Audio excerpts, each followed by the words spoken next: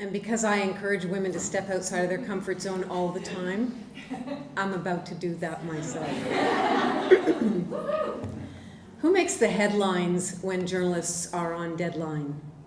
Here's the story our data told, unfolding from careful counting of newsmakers and opinion shapers in 15 daily newspapers. Painful perusal, turning into slack-jawed refusal to accept that women were only worth quoting 1 in 5 times. The journalists devoting so much more space to the case being made by, for, and about men. That was then, 1990, 91, 92, but then, oh my God, in 93, a sudden uptick in the papers we'd picked, only 3%, but more references to women. Maybe heaven sent a trend. We looked again. Which women, whose glory, and wept at the story instead. 2 young women raped, now dead, their killer arrested on the day we were divested of hope. Women literally dying to get into the headlines. 22 years later, ignoring the haters, our new PM names a gender-balanced team.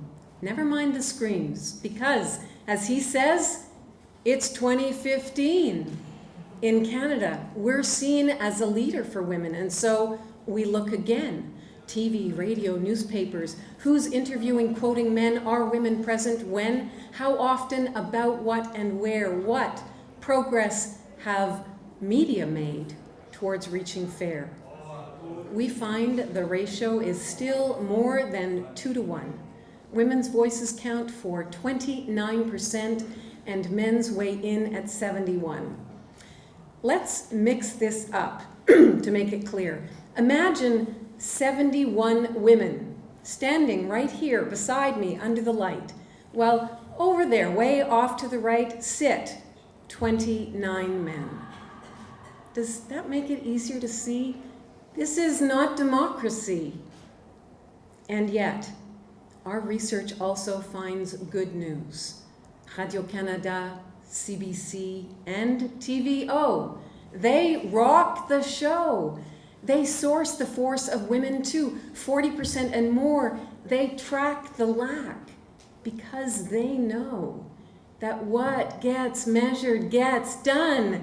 And so here's the suggestion. Cut through the congestion. Journalists of every kind, pay mind. Make it your mandate to reflect the realities, the nuances and totalities of all the citizens you serve. Women, men, black, white, gay, straight, indigenous, disabled, and everybody in between, because broadcasters who do this tell us they've seen their audience figures rise.